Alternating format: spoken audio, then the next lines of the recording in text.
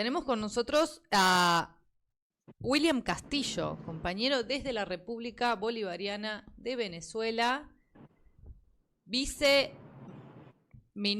de Políticas Antibloqueo. William Castillo, te saludamos. Hola, William. Un amigo. Este Hola, sí ya es días. un analista de Nodal. Le escribí ayer a última hora. Perdón, no me odies. Pero William, nada, se puso en tapete toda la discusión migrante, los secuestrados en las cárceles de Bukele. Y dije, William, ayúdanos a entender qué está pasando. Y nada, gracias. Gracias por estar hoy a la mañana conectado. Bueno, muchas gracias. Espero que se esté escuchando bien. Estoy en un sitio donde hay dificultad para la señal, pero bueno, espero que esté llegando bien, ¿no? Está llegando perfecto, William. Gracias, gracias.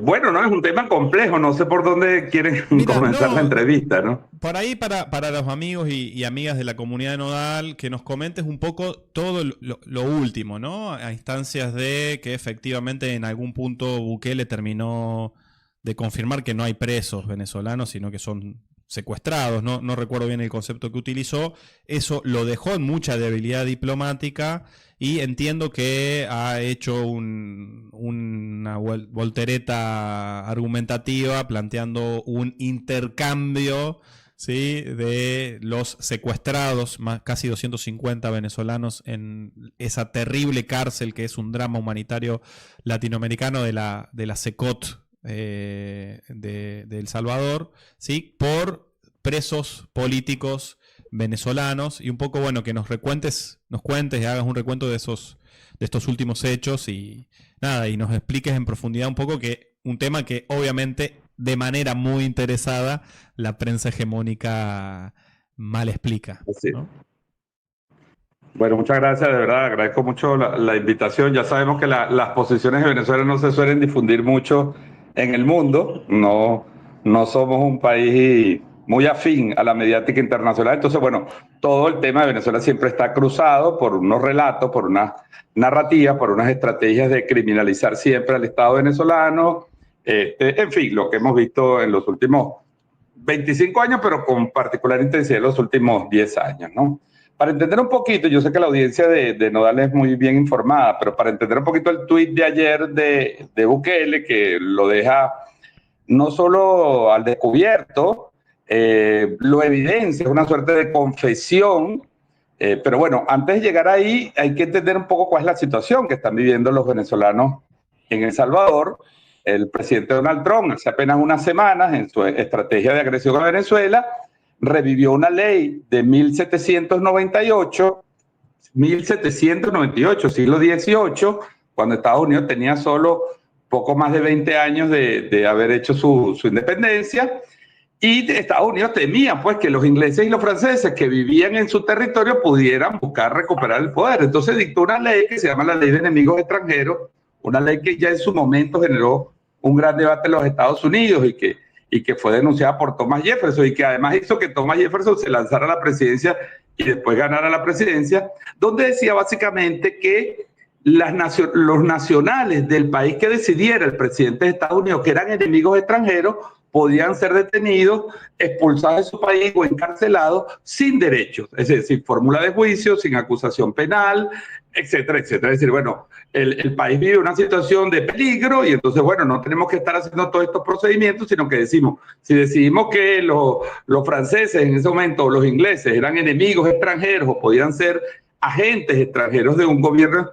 que quería recuperar el poder en los Estados Unidos, bueno, podían ser detenidos. Eso, digamos, para efectos internos podía tener alguna lógica.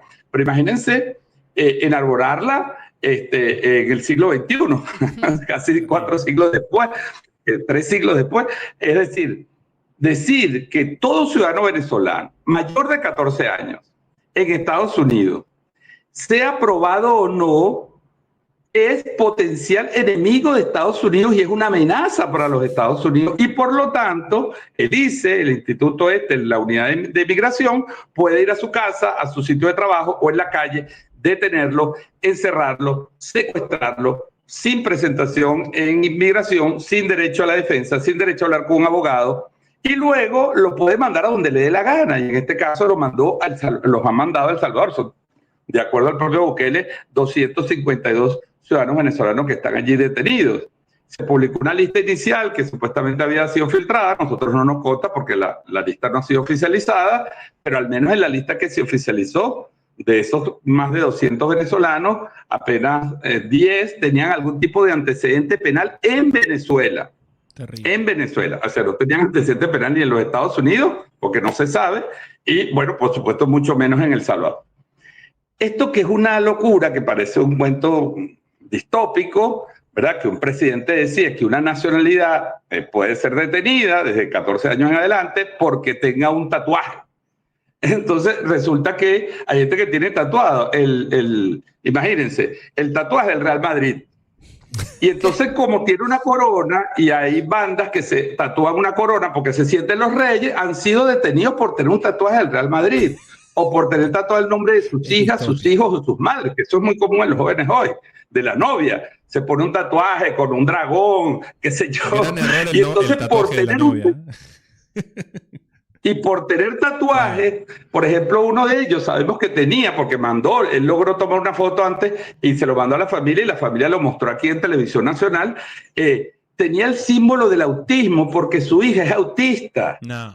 Solo tenía tatuado el símbolo y el nombre de su hija del símbolo del autismo. Y por ese tatuaje, esa persona está hoy en El Salvador, torturado, sin derecho a juicio. No sabemos en qué estado están, no tenemos fe de vida. Además, el propio Bukele declaró en los primeros días que los iba a poner a trabajar. O sea, además, encima de que hay un negocio de trata de personas, porque él los compró por $6 millones de Estados Unidos, que le pagó Marco Rubio, ahora dice que los va a poner a trabajar. O sea, hay trata y esclavitud en el siglo XXI, totalmente, sin una prueba, sin un juicio. Por supuesto, esto ha generado un escándalo en el sistema judicial de Estados Unidos. Hay grupos de abogados que están trabajando en esto, han introducido varios recursos, los recursos empiezan a avanzar.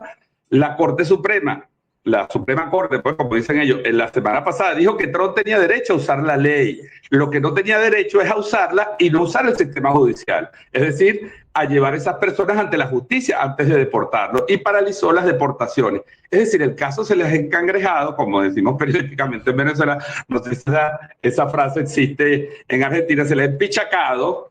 Es evidente que ellos van a sufrir una derrota jurídica en Estados Unidos. En El Salvador hay un comité de las familias migrantes que se formó en Venezuela, que ha contratado bufetes en El Salvador para, usando los instrumentos del derecho internacional y de la ley, pedir la liberación de estas personas. Y por supuesto, aquellos que tengan algún tipo de delito en Venezuela, todos los que están llegando, que tienen cuentas con la justicia, van a pagar sus cuentas con la justicia en Venezuela por lo que hicieron en Venezuela.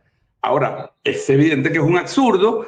Hemos pedido la declaración del Consejo de Derechos Humanos, del Alto Comisionado, el Alto Comisionado Sermutis, no dice nada sobre esto, que es una locura, porque es ni siquiera el derecho a regresar a su patria, y sin derecho a juicio y sin forma de juicio están hoy en una de las cárceles, en un campo de concentración que es uno de los más peligrosos del mundo. Entonces Bukele, cuando dice ayer, para cerrar la respuesta, cuando dice ayer, bueno, te los cambio, Maduro, tú que dijiste que los quieres recibir, nosotros no dijimos que queremos recibir delincuentes, nosotros dijimos que queremos recibir a todos los venezolanos. Ahora, díganos qué delitos cometieron esas personas en Estados Unidos y qué delitos cometieron en El Salvador. Si cometieron delitos en esos países, que sean juzgados en esos países por los delitos que cometieron.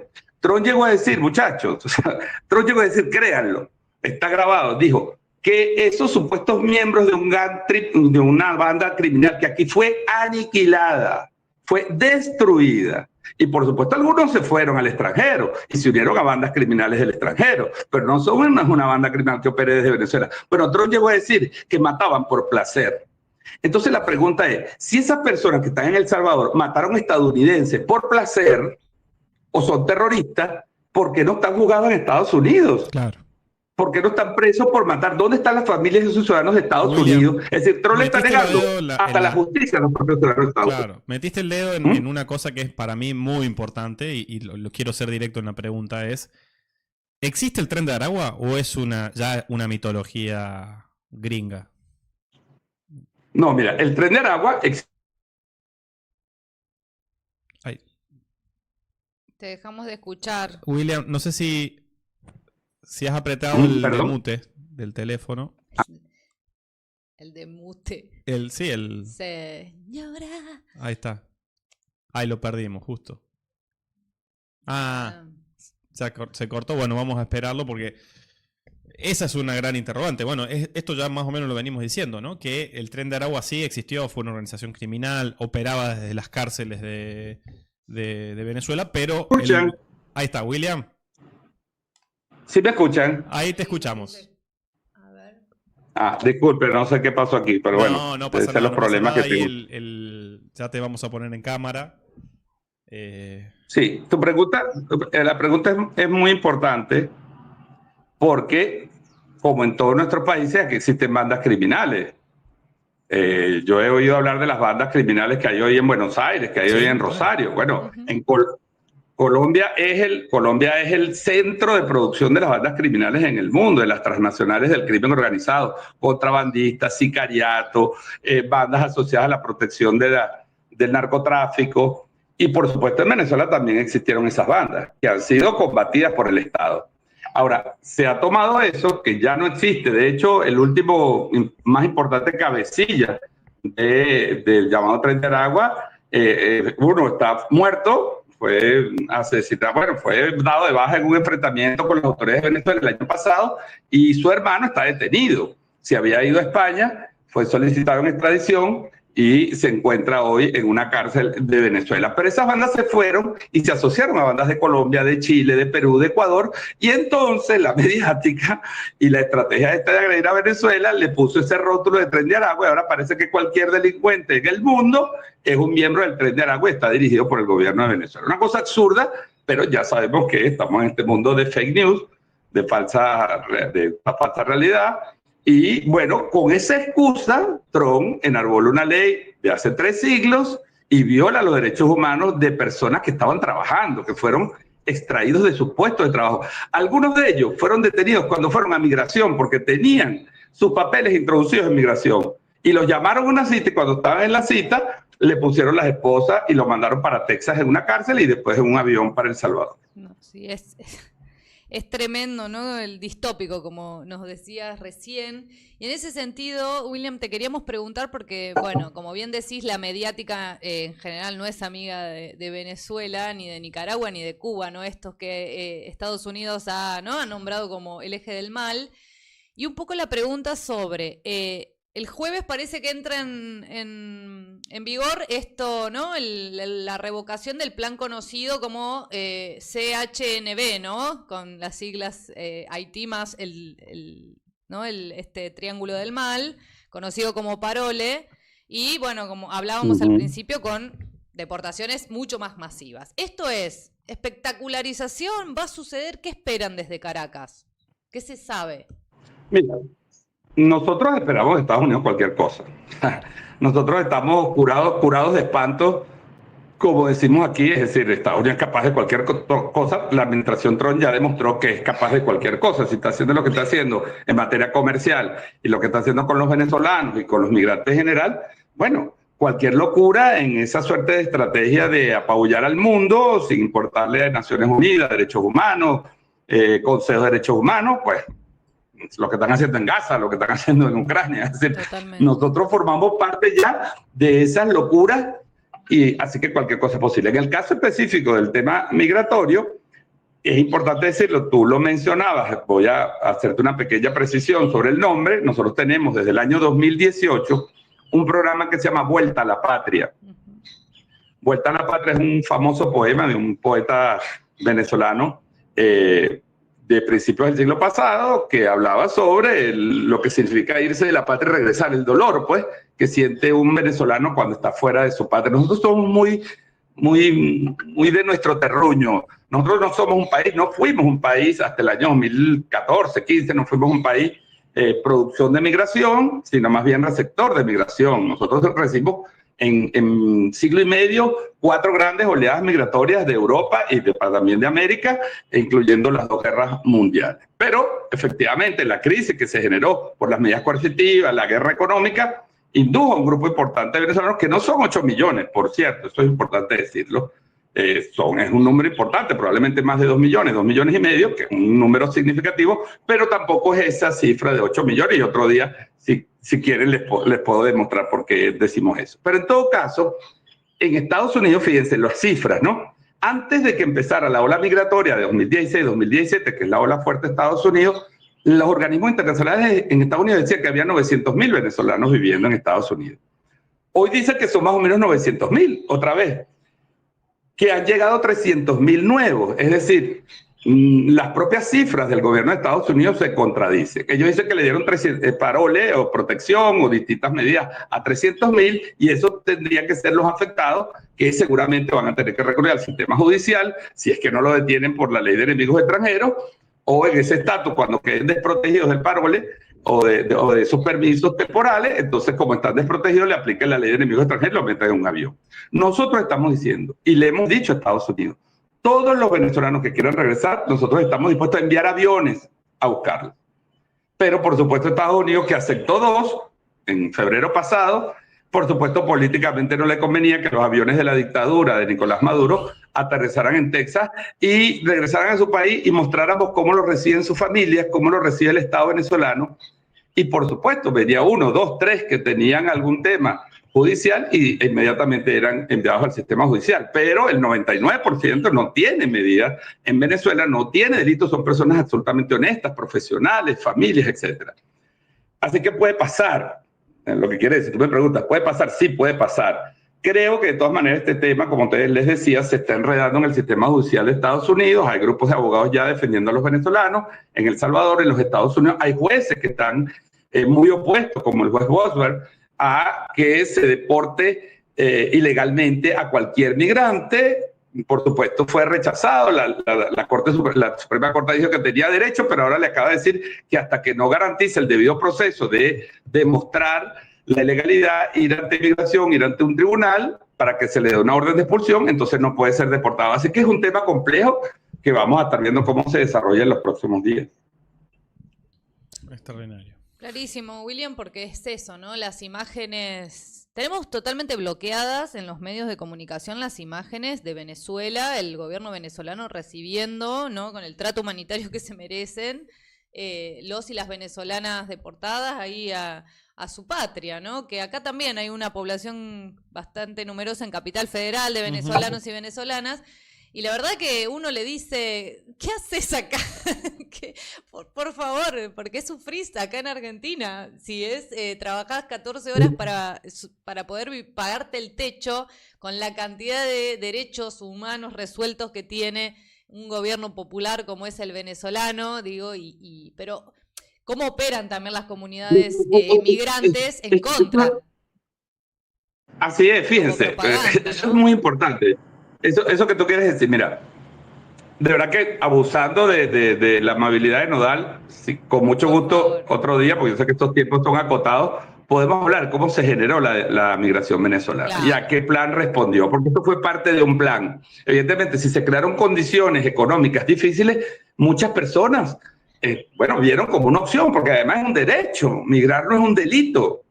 Migrar es un derecho, claro, puede ser que tú llegues a un país en condiciones no legales, estás faltando algunas normas, pero eso no te convierte un delito administrativo, como puede ser ingresar ilegalmente a un país, no te convierte en un delincuente para estar metido en un centro de terroristas y de bandas criminales, no te convierte en un asesino, no te convierte en un terrorista, entrar ilegal, pero por supuesto puede ser expulsado, puede ser deportado, porque esta es la ley internacional. Pero en todo caso, nosotros tenemos un plan, nosotros este año hemos realizado 10 vuelos de repatriación, más de 2.188 personas, casi 3.000, más de 2.000 personas, casi 2.200 personas han regresado. De eso, como les decía, menos del 2% tenían algún tipo de requerimiento judicial por algún delito cometido en Venezuela o por alguna investigación a que estaban sometidos en Venezuela. Y este es el programa, como decimos nosotros, de migración reversa, de repatriación más importante del mundo que se está ejecutando. Y lo estamos ejecutando con recursos propios, con nuestros aviones que están sancionados por Estados Unidos y que, como nos sucedió en Argentina, pueden ser capturados y destruidos, porque el avión que estaba en Argentina y que primero Alberto Fernández y después Javier Milei mantuvieron durante 2 años y medio, Javier Milei terminó enviándolo a Estados Unidos y fue vandalizado, fue destruido. Es decir, los aviones de Venezuela, con que nosotros llevamos vacunas, por ejemplo, al Caribe, con que traemos a los migrantes, con que hacemos cooperación internacional, por ejemplo, ayudamos a Chile en los incendios, con el avión que fue destruido en Entrasur. Bueno, en ese avión fueron los rescatistas venezolanos que ayudaron a Chile en los incendios y ayudaron a Turquía en el terremoto. Entonces, Venezuela es un país que usa sus recursos en función de su constitución. Nosotros no estamos agrediendo a nadie, nosotros no estamos exportando ningún modelo político y mucho menos estamos exportando criminales. Pero hubo una situación que presionó a venezolanos a irse y muchos lamentablemente cayeron en ese juego narrativo de llegar a otro país que para caerle bien a las autoridades tenían que hablar mal de Venezuela. Y eso es doloroso, hay que decirlo. Eso es doloroso que tú para qué. No, porque aquí le vendieron, incluso funcionarios de ACNUR se prestaron para eso, para decirle, mire, si usted llega diciendo que es un perseguido de la dictadura venezolana, es más fácil que lo acojan en Argentina, en Chile, en Brasil, etcétera, etcétera, o en Colombia. Y pasó, por eso digo, es una historia bastante larga, bastante dolorosa, distópica absolutamente, pero muestra las incoherencias de una política que ahora Venezuela está en un proceso de recuperación. Llevamos 4 años de crecimiento económico, es decir, el socialismo empobrecedor de Nicolás Maduro ha metido después de la pandemia a Venezuela en una senda de crecimiento.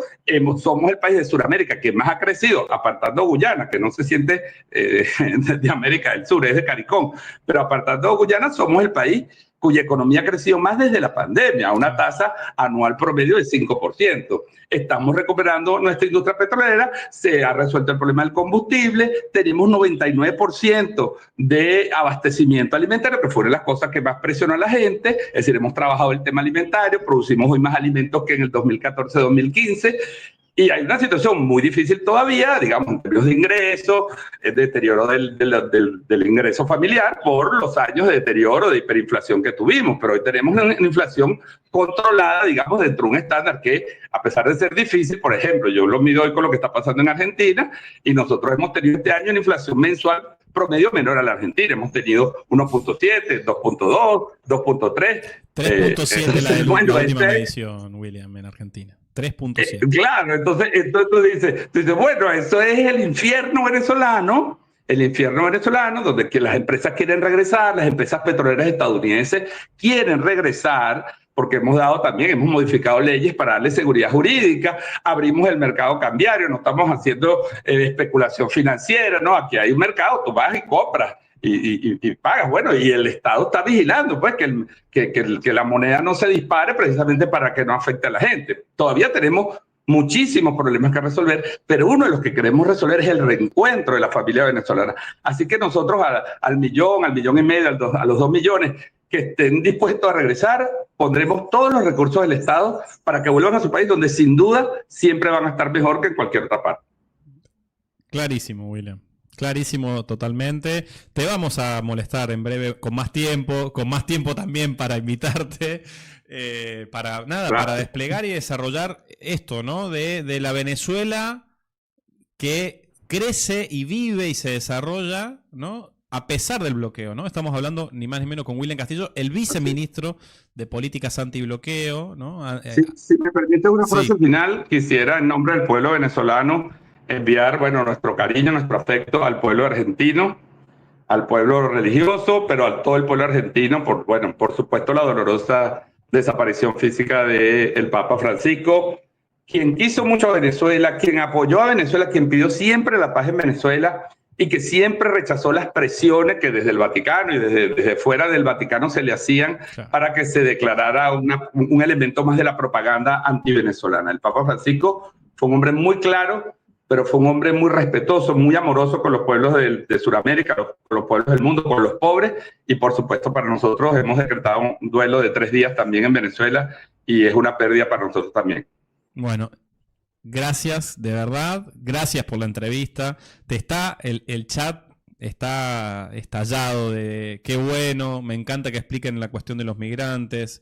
Miro los medios de comunicación comunes y parece que la culpa de todo la tienen los venezolanos y no es así. Esta gente después habla de democracia, dice Laureano Sosa. hemos visto cómo son recibidos por Diosdado los migrantes, por Diosdado Cabellos, el ministro de Justicia y Paz de Venezuela, ¿sí? Vicepresidente del PSUV. Dice, qué bueno escucharlo al compañero William, viene haciendo un trabajo increíble. Lucas Aguilera dice, William, te mando un fuerte abrazo. Así que bueno, hasta los amigos de Nodal también ya están saludándote. A todos y a todas mis amigas argentinas, que los quiero muchísimo. Nosotros queremos mucho ese país, amamos Argentina. De verdad, yo sigo mucho la política argentina. Después de la venezolana, la política que más sigo es la argentina. Estoy súper enterado todos los días de la locura que está pasando allí. Bueno, y además le deseo mucha fuerza al pueblo argentino. Un espectáculo permanente. Te vamos a invitar a hablar, a hacer un espejo, ya que seguís la política argentina, un poco en espejo la... Claro. Porque a mí me encantaría que nos transformemos en Venezuela, como dice Javier Milei, pero estamos muy lejos de transformarnos en la Venezuela de hoy. Ojalá, pero no. Claro. No. ¿Cuál es la inflación? Muchas gracias, verdad. Mucha suerte. William, antes de cortarte, ¿cuál es la inflación de Venezuela, el último registro que dijiste? Creo que fue 3 y algo, pero habíamos tenido que fue la más alta, creo que la última. Pero te la voy a enviar, Sí, te la voy a enviar. 3,7 porque fue la última nuestra. No, incluso tenemos una comparación. En el Observatorio Venezolano Antibloqueo, valga la cuña aquí, como decimos nosotros, la propaganda, nosotros hacemos un seguimiento y comparamos. Entonces, te voy a mandar, por ejemplo, de los 2 últimos años, cómo ha sido la evolución para que tú hagas la comparación. Excelente. Y bueno, no, por supuesto, no hay... La vamos a publicar en Nodal. Me parece que está bueno ese ejercicio. Ahí ya está tomando nota la editora general que está tras de cámara. Así que gracias, William, de verdad. Un placer escucharte. Y te vamos a molestar prontito para hacer ese espejo. Gracias, William. Muchas gracias. Un abrazo. Ahí lo teníamos a William Castillo, viceministro de Políticas Antibloqueo. Desde Venezuela, el infierno venezolano, decía él, el infierno está encantador, diría el indio, ¿no?